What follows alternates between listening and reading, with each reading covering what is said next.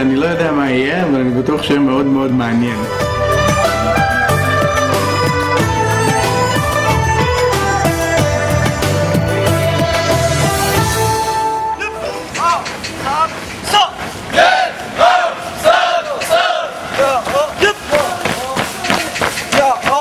It's not that the central government here monitors all aspects of the internet, but the government sets standards, and then ISPs and forum hosts and bloggers monitor their sites in line with those standards. Big websites are asked to remove certain types of content and are asked to publish certain types of propagandistic content, and you can get into trouble for writing online about things that the government doesn't like. אתה רואה פה כל הזמן שאתרים כמו ויקיפדיה או האתר של ה-BBC או אתרים של בלוגרים כמו blogger.com של גוגל למשל נחסמים ואז הם משוחררים, הם נחסמים שוב ומשוחררים שוב, או שיום אחד פתאום אם קורה משהו דרמטי כמו האירועים בטיבט לפני מספר שבועות, אז פתאום הכל נחסם, אבל אחרי כמה שעות הכל חוזר.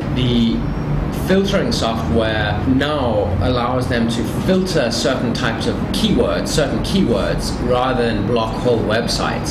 So you are seeing less of an entire website being blocked, but the mechanism by which one article on a website gets filtered and becomes difficult to see in China seems to be getting more and more sophisticated.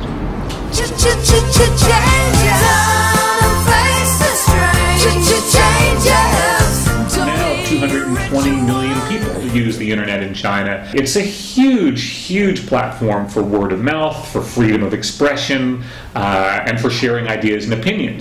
Before the internet, there really wasn't anywhere where an ordinary member of the public could publish information and hope to have it seen by more than a handful of people.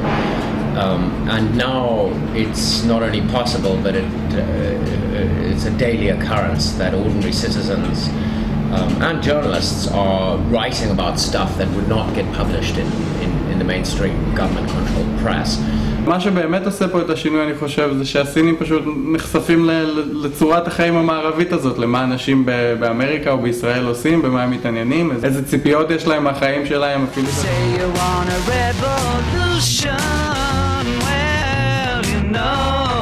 It's not going to lead to a revolution here, I don't believe.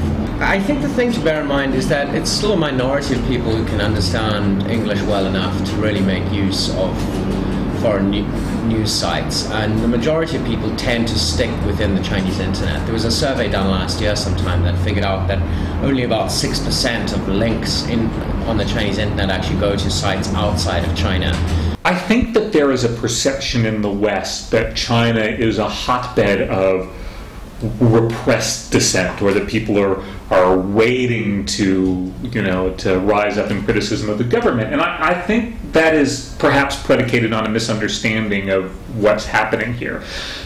China is a country that's had 30 years of rapid development. It's a country that's brought 400 million people out of poverty in a few decades, and that's created a fast-growing middle class that's done well. And these are the people, by and large, that are using the internet. Those people, they tend to be patriotic, and they tend to be broadly enthusiastic about the directions that China is moving in. That's not a class of people that's going to be beating down the door for change, or crying out for something from the internet that they feel they're not getting elsewhere.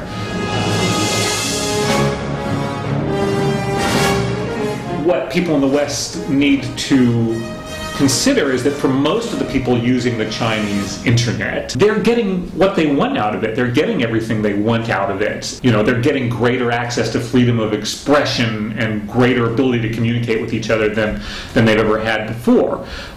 So I think when you look at that situation, you have to look at it in light of how Chinese internet users feel about the country and feel about their government.